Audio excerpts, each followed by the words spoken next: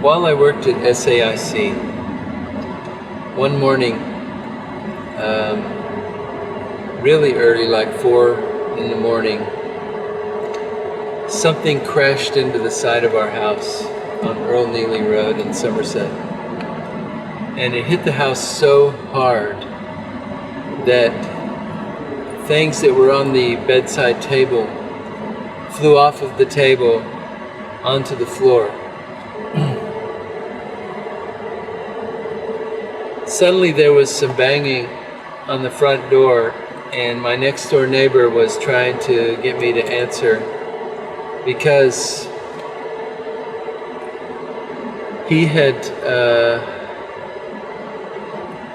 not chalked his railroad truck and had let it warm up that morning and walked away, and so the truck, he said, jumped the chalks. I have doubts that it jumped the chalks, and it turned down the hill in front of my house, rolled down the hill. I guess it was in neutral, and crashed into my daughter's bedroom wall. And my daughter Olivia, I think she actually slept through this, so she's a heavy sleeper. But we had just moved her bed days or a few weeks before to the inside wall. And if we hadn't moved her bed, that wall caved in when the truck hit it. It kind of terrifies me to think about what damage that could have done to her if she'd been on that wall. My other daughter was panicking in her room, and when I went to her door, I couldn't get the door open because the frame of the house had been twisted, and the door, which was probably 10 feet away from the wall where the truck impacted, was twisted on its hinge, and I had to remove the door and the frame. I grabbed onto it and I ripped it out of the wall. I guess, in panic you have a lot of access to adrenaline and strength. And so I just tore the door out of the frame, or out of the wall, and then leaned it up against the bathroom wall and got Noelle out of her room. So then we woke Olivia up, who was right there in that room next to that wall that got hit. I don't think she woke up without us waking her. And we gathered ourselves together, and I went out and I took some photos, and if I can get those photos, I will go ahead and show you some of those photos while I'm telling you this story for the edit. So it's kind of interesting because that scary moment,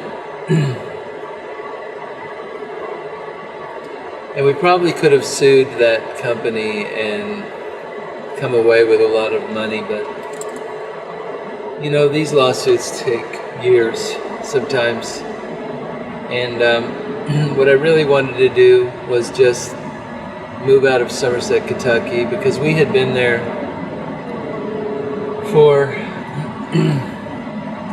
I guess 13 years or so. I can't give you an exact time, but I guess it was probably 13 years or more. And even though we'd accomplished a lot, I didn't feel like that I had gotten anywhere with my video production work, which I wanted to do media production. So Robin said, we should just sell the house and move. Now, it was going to be hard to sell the house because it was damaged. It was actually shifted on its foundation several inches, and the frame of the house was twisted. So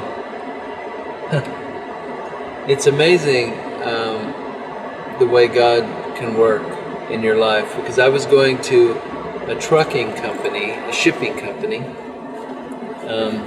Coretrans, a few weeks later to pick up my check because I'd done some web development work for them.